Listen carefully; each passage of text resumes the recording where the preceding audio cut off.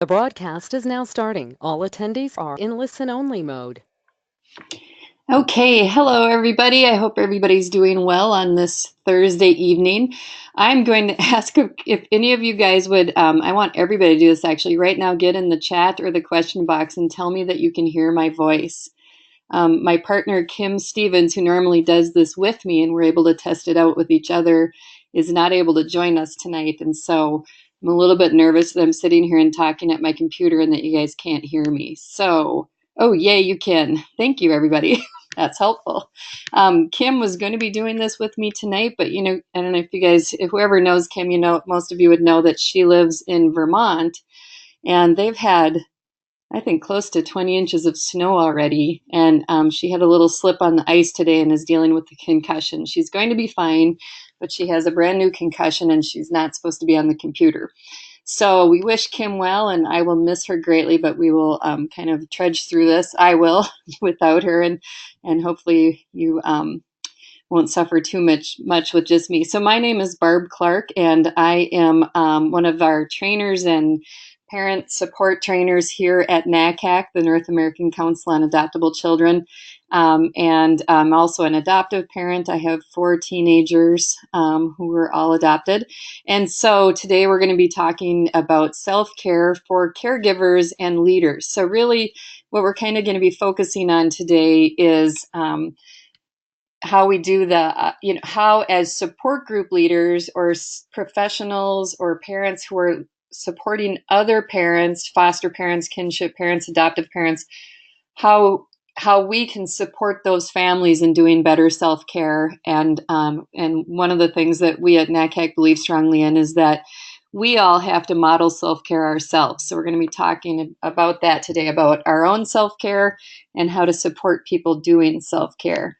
So, and just a quick little logistical thing here over on probably on the right-hand side of your screen, unless you moved it, you've got your little dashboard and box there and that kind of stuff. And you can, there's a little hand that you can raise next to your name if you want.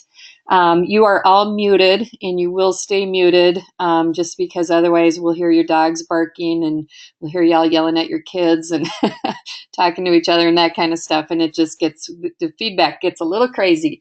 So, but if you do have questions, please type them over there. And then again, that's one of the other challenges since it's just me tonight. I got to stop myself and make myself look over there once in a while to see if there is a question. So, but please do feel free to ask questions. You'll also have the opportunity, you'll have my email and Kim's as well. And you can shoot us emails anytime with other questions or things like that. And we will also be emailing out the handouts of this presentation to you guys as well. So we've got a list here of what the objectives are for this training. It's to understand, that parenting children or youth with significant loss and trauma opens caregivers and parents up to compassion fatigue and vicarious trauma, or otherwise also called secondary trauma, helping us identify and anticipate triggers, understanding how essential self-care is, exploring and debunking some of the barriers to it. And I would assume that a lot of you guys have probably heard, and probably said yourself, because I have myself had all of my excuses as to why I can't do self-care. And that's, for some reason, that's something that we caregivers and parents really fall into that kind of trap often. So we're going to talk a bit about that. And then we're going to talk about just ways to find some joy and hope and healing and that kind of stuff in our life. Because everybody on this call, I'm pretty sure you're here for a reason, and you guys know how difficult self-care is when we're taking care of these fantastic kids that we all have, or that the families that we're working with have.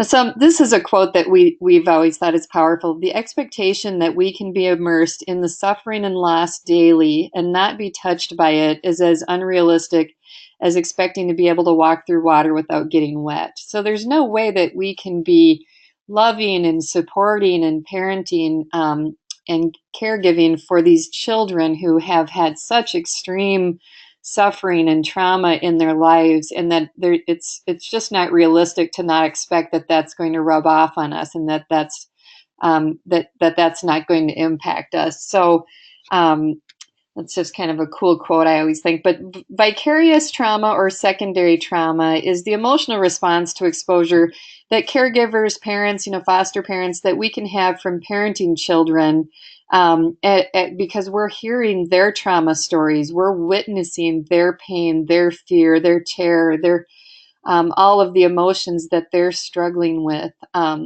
And then the symptoms of us being exposed to vicarious or secondary trauma can create emotional disturbance in ourselves, then, such as feelings of sadness, grief, mood swings, irritability, all of those kind of things can come. So that's kind of looking at vicarious and secondary trauma.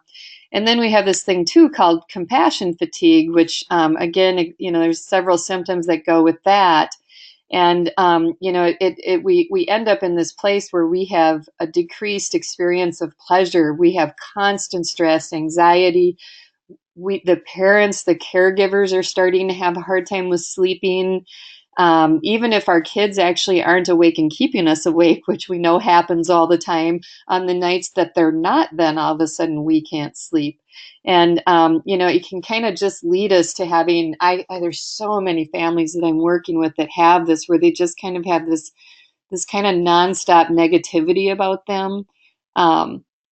And that starts to have an impact on you, that being just feeling negative all the time starts to have other secondary effects within your life. It makes it hard for you to focus. The actual kind of ripple effect of compassion fatigue and not caring for oneself is so extreme, that it's crucial that in the programs that we are doing and working in and volunteering in and supporting others, it's crucial that we start grabbing secondary trauma, vicarious trauma, compassion fatigue, and putting it in front of our parents and caregivers constantly. And we've got to be careful, obviously, not to batter them with it, because I do know people have felt guilty then about it. So got to find that balance, but it's an important focus that we need to have in our programs. Parenting children with trauma histories can call into question every single thing that we thought we knew and believed in. I talk about this a lot, like myself, even, back when my husband and I were younger and before we had started our family through adoption, we had kind of this grandiose thought of, what our family was going to look like and what kind of rock star parents we were going to be, because we're super smart and educated and sometimes financially stable, and we've got a support network, all those things. You go into this thinking, I'm going to love, I'm going to be consistent, and these kids are going to be totally fine. And then, and we probably had a whole bunch of books back in the day too that we maybe even got during our pre-adoption, pre-foster care training, or things like that. And then we find none of those books work. None of that crap in those books really was working. So then we're throwing out those books and we're desperate and trying to find things. But it just starts to kind of make many of us question who we are and because everything that we thought we believed in about family and parenting, or not everything necessarily, but the vast majority of it often doesn't work when we have these kids that have such an intense trauma history. So again, as parent group leaders, most of the people on this call are either, leading parent support groups themselves, or training other people to do it, or somehow working within the post-adoption support realm. And so it's crucial that you guys, that we are modeling self-care. If we are expecting the families that we support to do this, they've got to see it from us. It's kind of the same thing like with our kids. Some of the things we want our kids to do are things that we have to model. Like, for example, if we don't want our kids to be cursing, it can help if the parents don't curse, those kind of things. Although often it doesn't too with some of our kids with the trauma history. But anyways, modeling self-care is really, really important. And then recognizing, again, our kids' trauma histories. Children bring their trauma histories and their experiences with them. And then as a result of their trauma and their loss, there's a lot of extremely challenging behaviors that also come with that. they often, our children that we're caring for, that we're parenting and loving, often are projecting their hurt onto the parents. And one of the really hard things that what our kids need for us is they need for us to hold their pain for them and to hold hope for them as well. So that's, that's a tough one too. And that again is where a lot of our secondary stress kind of comes from, is trying to help them carry their pain that they have, but also trying to always be able to show them that there is hope and that there is healing that can come to them. But unfortunately, none of that comes quickly. And one of the things that we've seen too is often the harder you try to help a child, the more the child resists. And so that's really counterintuitive to kind of what our common sense tells us. But I have families telling me that all the time. And, sometimes that's when we're like trying to tell the parents, just kind of back off a little bit and give them some space. And, sometimes we're overkilling it because we know what this last situation they came was like, and how traumatic and how scary. And so sometimes we overdo it, and then sometimes our kids are resisting that. I mean, and the struggle is real. There's really legitimate reasons why our parents and caregivers are um, are dealing with secondary and vicarious stress. They are and then especially some of our families that have more than one or two or three children that have traumatic histories that they're parenting and supporting. Just the amount of appointments alone would stress out most of my friends who have neurotypical healthy children, right? They're like, they can't even fathom the amount of appointments that I'm having to take my children to. That right there would stress out your average Joe kind of parent. But then in our families where we do have more than one child with a trauma history, we've got multiple and varying needs, right? I have four different children with four different diagnoses and types of issues, from severe to mild.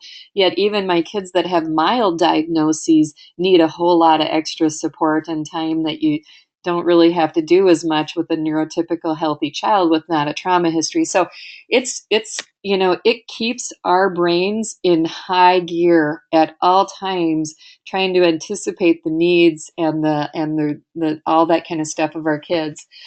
Many of us are working parents too. Some are single parents who are also working, but people have work schedules on top of their family schedules. Very often, the type of parents that are doing foster care and kinship care and adopting are also the parents who are volunteering, because that's the type of people we are. We are awesome. We are amazing, right? We tend to be people that are very compassionate, is what I'm trying to say. So we're volunteering. And then a lot of times, too, we're doing peer support, right? Even before I worked at NACAC, I had tons of friends that were calling me up being like, Barb, I work with this dad who's an adoptive dad, and he's really struggling with his kid, and I know you have too, and I know you've been doing this journey a little longer. Can you connect with them, right? So even before I was doing this for a living, almost all of us adoptive and foster and kinship parents end up kind of in a less formal way doing that. And then if you do have a significant other, a spouse or whatever, you've got that relationship stress. We've got our extended family stress. We've got the stress of dealing often with our parents, the grandparents, who completely don't understand our children and their trauma history generally. So we're trying to navigate all of that, and the judgment and all of the things that are coming from our extended family, our friends, our neighbors, our colleagues at our jobs, all of that kind of stuff. I mean, that is a lot of weight for one person to carry. So the struggle is real, and the reasons why we end up getting so overly stressed and fatigued is very understandable. So some of the barriers to self-care: finding time and a reason to care for yourself. So one of the things, we talk about the fact of how, and this has been overused, I think, but it is a good visual. On the airplanes, they always say that the flight attendants say that, the adult needs to put their own oxygen mask on before they put the child's oxygen mask on. And it really is true for us within our foster adoptive kinship families. If we are not caring for ourselves as parents and caregivers, we are not parenting we are not as able to do therapeutic and connected parenting when we are over the edge and over the cliff. And so it is crucial to get the families, the parents, to understand that they have to prioritize their self. And so time is always the biggest excuse that I hear from most people, and it's always been my biggest excuse as well.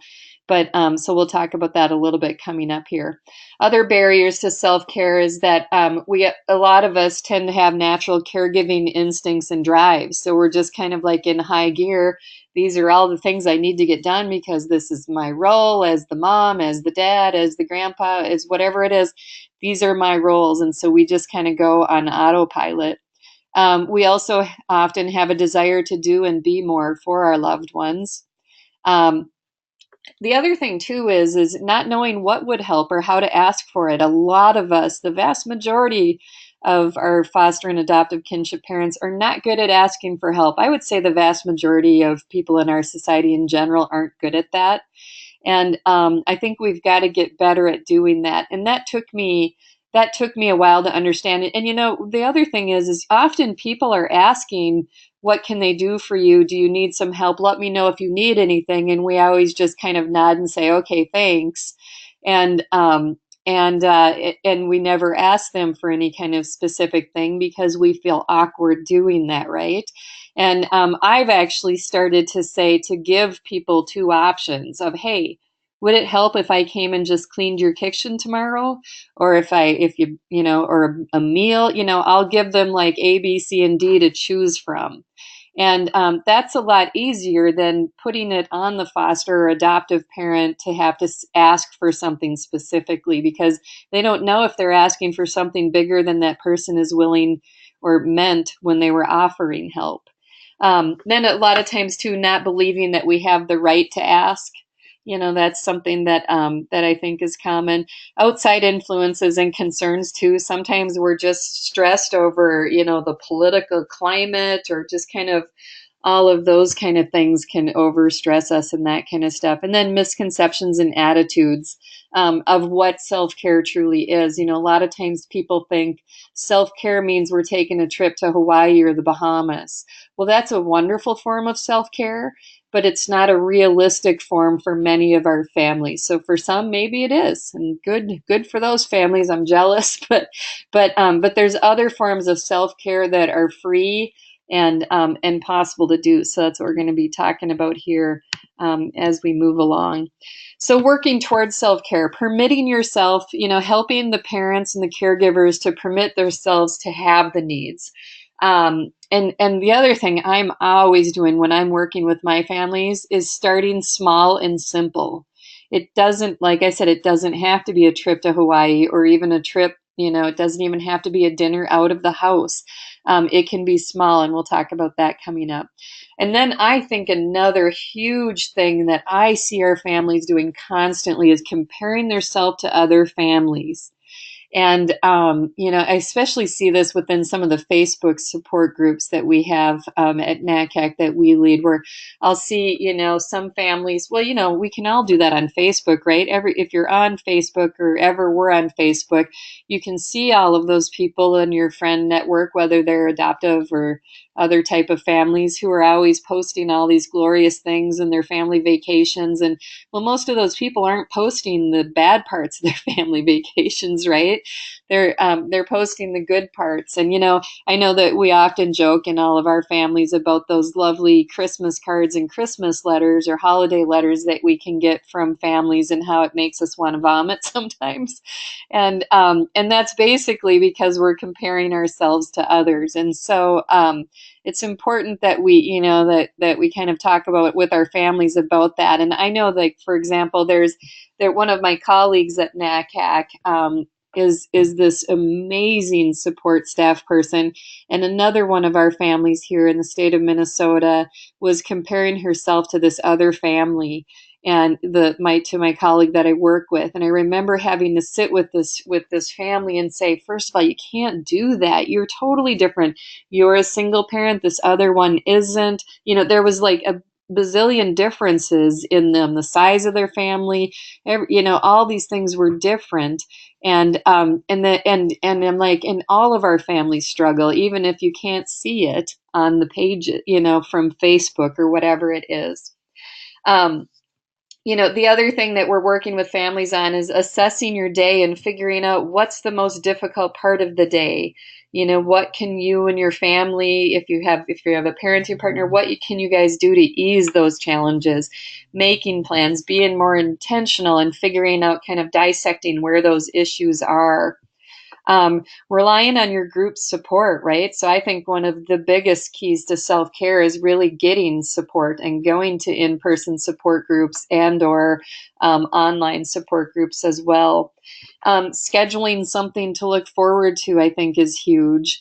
And then focusing on positives and the small successes. So helping families to be able to see that. We kind of laugh, and whenever I was just leading a support group on Tuesday night, and when there was something kind of small and funny, I can't even remember what it is right now, but when this parent said it, I jumped on it right of the way, and I was like, oh, that's a success. Let's celebrate that, everybody. And we're all laughing and clapping for this family, for this tiny little thing that had gone well. And so and then we laugh and we joke about that, how the outside world, the other families, the neurotypicals, the NTs, how they would have no comprehension that this is something that we celebrate in our families. So focusing on those positive small things is really important. And then the dangers of not taking care of self are important to think about, look at, and with the burnout and that kind of stuff. So, results from lack of care are things like loss of sleep. And, you guys have all seen, there's tons of research and articles on there about the long-term physical and emotional impact of not getting enough sleep. Health issues start to occur, right? When we're living in high stress moments, our body is producing a ton of cortisol and all these other chemicals in our body that are not good for our heart and our internal system and that kind of stuff. The ACEs research has shown that there's significant impacts from a health perspective. We can start to see, if there is a marriage or a relationship, we can start to see huge stress and issues that are coming up in the marriage or in the relationship.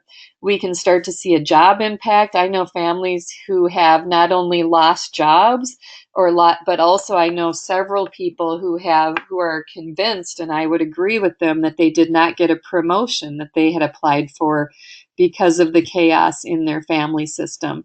So it does start to trickle into our jobs and that kind of stuff sometimes. It takes our self-esteem takes a big hit, right? Again, a lot of us went into parenting thinking, hey, I can do this. I got enough skills. I've read the books. I went to an ECFE class or whatever it is.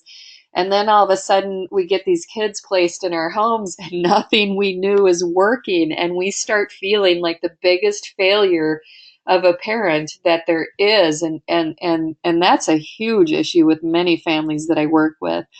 I also think that not doing good self-care is very expensive. I think, again, I already, all these other things that it leads to, it can lead to not getting job promotions. It can lead to marital issues, health issues. We can end up having these big health bills and being on all these medications or different things because we weren't caring for ourselves. So it can start to get kind of expensive. Um, and then again, it hits our self-esteem, and which results in this overwhelming sense of guilt. We're just feeling like cruddy parents all the time. Or what happens is, if we haven't done good self-care, that often means we're not doing good therapeutic connected parenting. And maybe we're being a little bit explosive or losing our temper with our children. And then we're sitting there trying to go to bed in the evening, and we feel horrible for something we said earlier to one of the kids.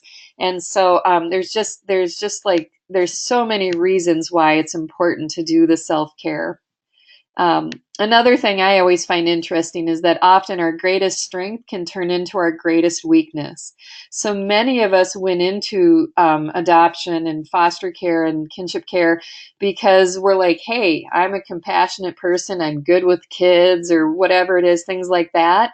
And all of a sudden, and we've got, we've got this ability to care and connect and empathize. And then all of a sudden we get in there and the stuff isn't working and our whole world just gets turned kind of upside down. So it's important that we kind of recognize that with our families. Not caring for ourselves can also turn us into a couple of different type of parents that most of us don't want to be. First of all, we can I've gone through stages where I was a total slob, walking around, at the grocery store in my pajamas, which I'm not going to lie, I still do that once in a while. But walking around with my hair amok and just not caring for myself and that kind of stuff, and because I was just so overwhelmed. It can turn us into yellers. And I know many parents have talked about that, how they're like, I don't even recognize myself anymore. I'm yelling at my kids over everything, tiny and big, and that kind of stuff. And I'm like, that is a huge sign that your secondary trauma is out of control, and we've got to do something right away to deal with that. And then, I've also seen it turn some parents kind of into like robots, like they're just kind of going through the motions, getting through their day, and are not really, not doing some of the connected nurturing that we know is crucial with our kids that have a trauma history. Blocked care is a term that is used to state the mind that a parent reaches where he or she is no longer able to make a healthy connection with the child due to the kind of continual upheaval in the relationship. So often, if we've got these kids who are so off the charts with their various behaviors of verbal or physical aggression or whatever it is, and then all of a sudden, our parents get to this point, and it's kind of like that whole robot thing where the parent is so angry and upset and taking everything so personally that they're having a really hard time connecting with the child and feeling the love. And I've had so many families just in the last 6 months who are kind of dealing with this blocked care and have hit that wall. And we at NACAC, we take phone calls from all over the country and Canada all the time from parents who are on the edge of a cliff, basically. And just last week, I took a call from a parent, and the first thing when I said, "Hi, this is Barb," and she said, "How do I return my kids?" And I'm like, oh goodness, this is going to be one of those fun calls. And it was a long one, and it was a good one. And I mean, not a good one. That's hard to determine that if good is the right word. But what's hard about those calls is what this was assigned to me was, this is a parent who has not gotten the support that they need. And it was really sad because her two kids were 18 and 14, and she's had them for 13 years, and has not gotten the support, and she is on the edge. And so it's just important that, post adoption support is one of the best self cares that's out there. So some of the kind of indicators of the distress that we can look in the families that we're working with, those emotional indicators, the anger, the sadness, the anxiety, depression, prolonged grief. Um, Personal indicators, for ourselves, are we self-isolating? Are we becoming a cynic? Are we just full of cynicism constantly? Are we becoming super moody? Are we really irritable with our partner or the rest of our family, our children? What's our irritability? Those are some of the indicators that we're kind of over the edge, and that self-care is crucial to get kind of going right away. Physical indicators: headaches, stomach aches, lethargy, constipation. I can remember that when my children were younger, I'm trying to remember how many years this was, probably 7 or 8 years ago, and I was not doing any self-care, and I was the migraine queen. I had headaches after headache after headache to the point of vomiting from them, just because of the incredibly high levels of stress that we had going on in our home, and I was not taking care of myself. That doesn't mean everybody that has migraines that's an indicator, but it definitely is a red flag. Um, workplace indicators to avoidance of certain clients or colleagues, missing appointments, tardiness, lack of motivation, that kind of stuff. And I have to say, for me, I'm an abstract, random, kind of freewheeling kind of goofball, but I'm also super anal and organized about schedules. And so I rarely miss appointments or things like that, but I actually did recently. And for me, that was this huge red flag where I actually sat down. I was like, wait, I totally forgot to go meet that parent today. What is going on right now? Am I over the edge? For me, that is a huge sign that I need to look and see, am I starting to slip down into the valley again? And we always love to use the iceberg, of course. This is such a great picture of the top of the iceberg is what people are seeing. And below it, though, is what's brewing in our bodies and in our brains, the level of stress and that kind of stuff. But the world often is not seeing that. Now, sometimes our significant others are. Maybe our children are, those that are really close, but a lot of times we get really good at hiding it so that they can't see the iceberg that's below the sea level.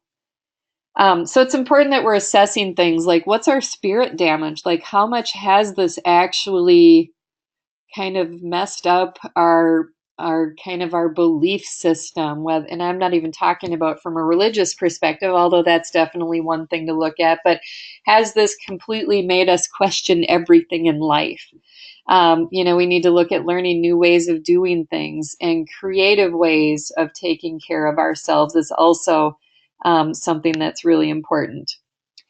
So, what do parents need to do? We need to know what our patterns are. Again, like I just said, I was wondering, I just said to myself 2 weeks ago, wait, Barb, what's going on? You missed an appointment. It was on your calendar and you completely forgot about it and didn't go. It's not like let's do an assessment, right? So I knew that's a pattern for me. What are your triggers too, right? We all have our triggers. I can tell you one of my biggest triggers that I've always known when I start to get the most stressed is when my really challenging child is targeting her siblings. That is a big, huge trigger for me. And then we also need to kind of assess and figure out who will support you when your triggers are pushed.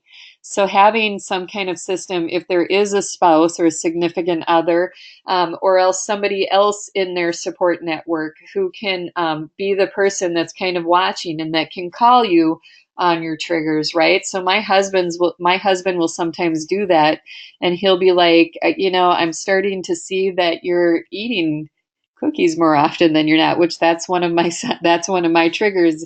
One of the signs for me of when I'm overly stressed, I'm making cookies and eating them constantly.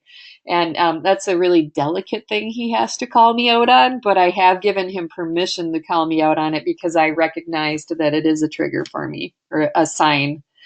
So sleep. So some of the self care and that kind of stuff that we need to work with our families on doing is, working with them and talking about sleep.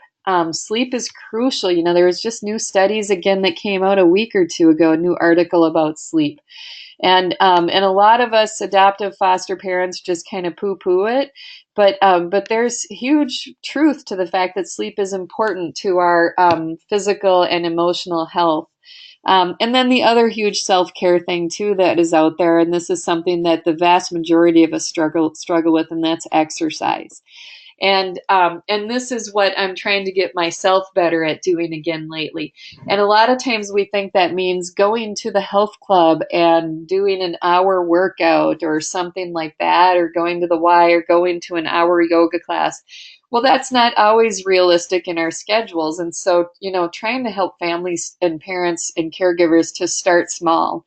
Maybe it's a 5 minute walk. Maybe you can fit in a 5 minute walk. Maybe it's walking up and down your steps 10 times in a row, getting your heart rate elevated for just a little bit. And then maybe it's doing 10 times in a row, twice a day for a week, and then doubling it the next week. There's tons of really great apps that can kind of give you a daily schedule on things like that. Like there's some ab workout app thing and all that kind of stuff. Doing sit-ups while you're watching TV or helping with homework. I mean, there's little things like that. I have to say, I'm one of those people that when I'm on the telephone and I end up having phone calls that can be pretty long, right? Sometimes on the phone with a parent who's kind of in crisis for an hour or longer even, I've actually started, even if I'm at work, I'll actually be like, can I call you back from my cell phone? And I will go out into our office building where the NACAC offices are. And it's not a huge building, but I'll just walk back and forth down the hallway if it's, if it's the stupid Minnesota winter. If it's summer, I'll go outside and just start walking. But I work from home a lot too. And I will do that. I will go start taking a walk while I'm on the phone with somebody. So just, figuring out ways to do that. The other thing that I do too, and I live in a part of Minneapolis that is in North Minneapolis, which is kind of probably the most challenging neighborhood in the state of Minnesota. And so it's not a place where I'm going to go out walking, taking a walk in after it's dark, but I will sit in front of my house on my block and just walk back and forth on my block in the evening when I'm on a work call or even maybe it's just a personal call. I will just walk back and forth on my block, and my neighbors all laugh at me, and I tell them what I'm doing. I'm telling them, like, well, I'm on the phone and I'm doing my self care right now. And it's this big corny laugh with a bunch of my neighbors. But so just figuring out ways like that to fit stuff in and helping families understand that. Another thing though is we're driving our kids to all kind of therapy appointments, but we forget about ourselves, right? When was the last time our families had an annual kind of physical exam? Or, we're bringing our kids to all kind of therapy appointments, but we're not going for ourselves. And maybe what I often hear from families is they've tried, but they ended up with a therapist who was not trauma and adoption competent and was telling them to do sticker charts or some other ridiculous thing, and so they don't want to try again. So that's one of the things here in Minnesota we do a ton is we kind of have our list of therapists or occupational therapists or even physicians, pediatricians, nurse practitioners who we know are good with our families. And so we're giving those names out all the time. We have this one clinic here in the Twin Cities, which is almost becoming an adoption foster care clinic because so many of our families go to it now because they're so excellent with our families. So figuring out where, who those professionals are in your area is really helpful in getting those therapists connected with our parents. And then, of course, support groups. So my main job at NACAC is doing training on helping parents and professionals lead parent support groups. There's huge value and self-care in being around others who are living the same struggle that you are. So going to a support group is self-care. It normalizes our feelings. It makes us feel like we're not isolated on an island because often that's how we're feeling when we're sitting in our neighbors and or at our schools and all these other parents are doing all of these things with their kids that look like so much fun, but when we try it, everything blows up. You just start to feel so lonely. So support groups are huge. But it also gives you ideas on dealing with the tough situations. A good support group, you're going to leave with a couple of ideas of things that you want to try with your kids in the next month. And so that's huge. But most importantly, and this is one of the things I feel is crucial to a good support group, we've got to laugh. And laughing is huge self-care. It's crucial. We have to find that there's humor in some of the tough situations that we have. There's also research on laughter showing how it's actually something that increases our health and longevity. It lowers our blood pressure, reduces stress hormones, triggers the release of some of the healthy endorphins, and it improves our cardiac health. So that's a reason why I laugh all the time. I'm a bit of a smart aleck. In all of the support groups that I lead, I'm always trying to figure out how to bring some laughter and not in a disrespectful way towards our children, right? But some of the goofy things that we're dealing with or living with, we have to laugh at. And, sometimes even just if I'm leading a support group and, some parent will be talking about some problem that they're having with their kid or this and that, and I'll just throw out there something like, well, it sounds like a sticker chart would help a lot with that, or something like that, because as most of you guys know, sticker charts are kind of a pet peeve that most of us have because it's like every professional's answer to all behavioral issues. And so then we'll start laughing about that, and sometimes even in a support group, if it's getting a little bit too heavy or something like that, I'll just be like, hey, let's go around the circle, or raise your hand if you have a story to talk about some of the most ridiculous advice you've ever received, right? And so we'll go around and we'll talk about that, and we'll all kind of laugh. So making sure that we are intentional in our support groups to make sure that there is some laughter is very important. All right, we're going to watch a really quick video here. Let's see if well, I guess we're not. It's not going to work. So too bad. Okay, accepting limitations. We need to help parents understand that they do have limitations. I have to talk with parents about this on the daily. It feels like, especially when our kids hit those teenage years, those really super, super fun teenage years, and the young adult years when everything goes off the rails. And I talk about, there's only so many safety nets we can put in place around a child, right? We can teach them all these things. We can have them have a one-on-one para in the school day. We can have them as supervised as possible and have their life as, structured as they need it based on their brain and their development. But sometimes they're still going to hit the wall, and some bad things are going to happen, right? And then what you just do is you rally, and you rally, you put some more safety nets, and you just kind of move on. So helping parents understand, and this is what neurotypical healthy kids too, right? You can do everything right, but they still can start doing drugs, or get off into some of these tough things. There's only so much as a parent we can control as they're getting older, and helping parents to understand that is really important. Respite too. Respite is self-care. And I always have parents giving me all these excuses why they can't find respite. And it is very hard to find respite. I completely agree with that. But then I'll even have parents who they'll find it, and then they'll have it, and then they'll say it wasn't even worth it because of the fun after effect that we get, right? You pick up the kids, or they get dropped off at the end of a weekend, and you pay for it all week, right? Because their behaviors are off the charts, even worse than before they left, that kind of stuff.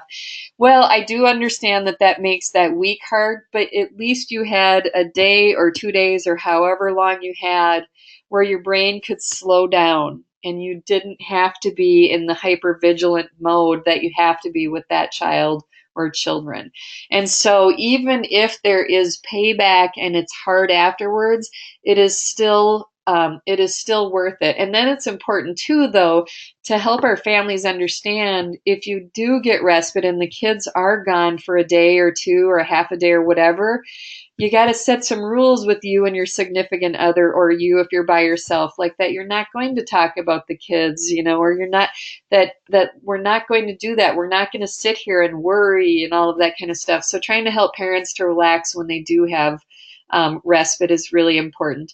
The other thing I talk about is that trying to be creative with respite too, right? Not all of our families qualify for paid supported respite. And so with my oldest daughter, we did not have respite for her. And most of my families or friends were not very excited to take her because of her extremely challenging behaviors.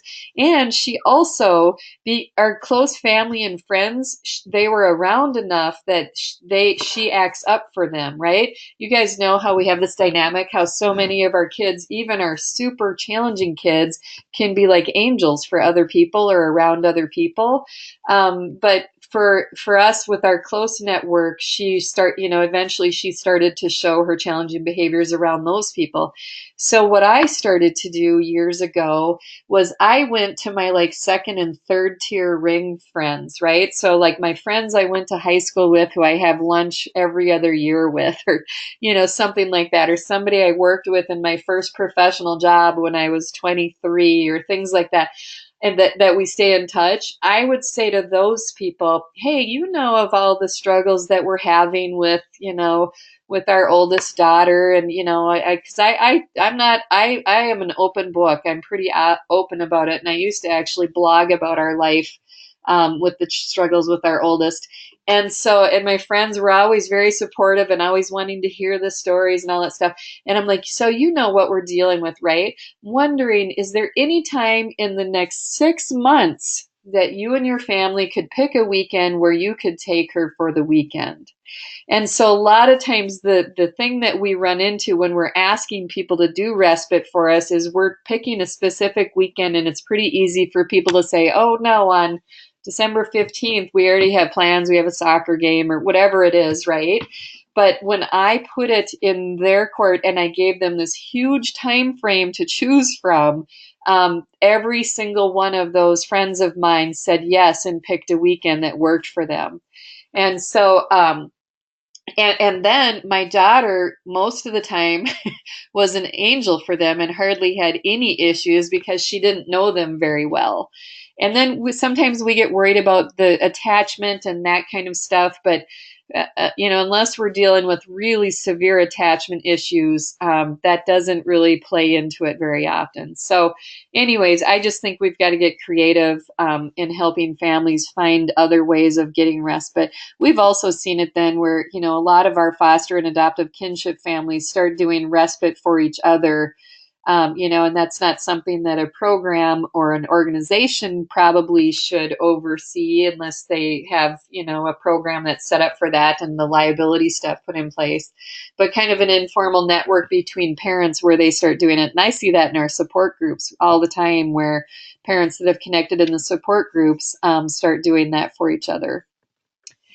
Other ways to kind of, help ourselves and the parents that we're working with, other ideas for self-care. Sometimes self-care just means some alone time, right? I mean, we've all talked about this and seen this where we can't even go pee without them bugging us in the bathroom. So trying to get that alone time and that kind of stuff, doing arts, crafts, cooking, dancing, it's different for everybody. Yoga is a huge self-care thing that's like been, just ginormous in the last, 5 to 10 years. And I'm not going to lie, I hate yoga. I think I'm way too ADHD to sit and do that yoga stuff. Now, I like yoga sculpt kind of a class where they've got rock and roll music and you're up doing jumping jacks and then you do a little stretchy thing and then you get a hand weight and you do bicep curls. I can do that, but I'm way too ADHD to sit through yoga. But but for some people, that's just been a lifesaver because of the meditation and the breathing and all of that kind of stuff. But this is just kind of a different long list of this. I know one family that when they were struggling with needing to do self care, the therapist that was working with them, like as a baby starter, as a baby thing to start with, a baby step was like, just go sit on your front porch by yourself for 5 minutes every day. Let's start there and then let's increase it to 10 minutes, and so they started to be really intentional on doing things like that. And again, I at the beginning, I think that her daughter kept coming out and bugging her, so they had to figure out ways of having of how they could do it without having the child come in and interrupt that 5 minutes. And so, but they were able to do it. Now, it wasn't super easy, it didn't happen overnight, but eventually they did. Now at this point, that family has started taking like hour-long bike rides. The mom and the dad do. We're in the summer at least doing bike rides. So, something little can turn into something bigger that's going to be even a bigger level of self-care for our families. And a helpful attitude. Life isn't about waiting for the storm to pass. It's about learning how to dance in the rain. And so that's one of the biggest keys to this. And you guys have probably all seen the families, and maybe some of you have been this family at different points. A lot of us have been, where we're just completely stuck in the mud, right? And we're just like, nothing's going to work. Everything I've tried hasn't worked and all that kind of stuff. And somehow we've got to kind of help those families to figure out how to get unstuck out of the mud and how to figure out how to dance in the mud or in the rain, right? But that can be really hard for many of our families to do. So that's kind of the last slide that we have here going on. We were supposed to have at the end. There is a little bit of time if you guys have questions or even comments or things that you guys want to share. with others, please feel free to kind of put that in here now. I got to tell you another self-care thing that I did many years ago when my daughter, my challenging daughter, when she was younger, I literally could hardly leave the house when she was awake. If I, I had to be home. If I left, everything went nuts. And so, but I was desperate for some support and some kind of adult time other than just with my husband. And so I actually started up what I called a night owl support group. And so we met at 10 p.m. at a local restaurant, and I had a pretty good chunk of other parents, including some dads who, and I also am a night owl, so that worked good for my schedule, right? I'm a night owl, but that was really what carried me through a couple of tough years was a night owl support group. So that's again, that would be hard if somebody isn't a night owl like me, because the people that aren't night owls, as soon as their kids are going to bed, they probably are. Or that's when they're doing the laundry or doing some of that stuff. And back in that day, I just let all that stuff go. That was when I stopped matching socks, right? I got over that when my kids were younger. I'm like, you know what? This is not a priority. I will just throw all of your socks in your drawers and we don't care if they match. I mean, you just got to start helping families to let go of what they can let go of. Like, what are the priorities that we have to keep? And what are the things that we can let go? Um, so I don't know if you guys have any questions. I'm not seeing any yet on here. We will have some other webinars coming up through the at the beginning of next year. Let's see here. Sylvia put something on here. Some of the support groups that I am mentoring are actually planning self-care nights. Oh, that's awesome. For example, a group just held a paint night. They each paid a certain amount of money and brought someone in to lead the event. That's awesome. Yeah, I've seen that where they all look at like a famous picture and everybody paints it or something like that. Very cool. Yeah, we've had definitely a lot of our support groups end up starting to kind of do things like that on their own. You know what, right now, they just got back yesterday. We have a group of moms who started going to Disney World together without their kids every other year. So they were just there. They got back yesterday on Wednesday. They were gone Wednesday to Wednesday. And one of these families has 11 children and they figured out how to do it. So that's where I see a lot of these families that I have that are the ones that even have the ginormous families, and they've figured out a way to do it because they've prioritized it. And so those are some great samples, Sylvia. I like that very much. All right.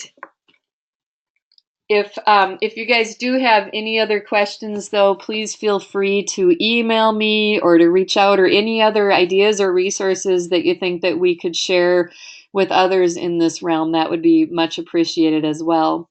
So thanks, everybody. I hope you guys have a fantastic night, and we will see you on the next one.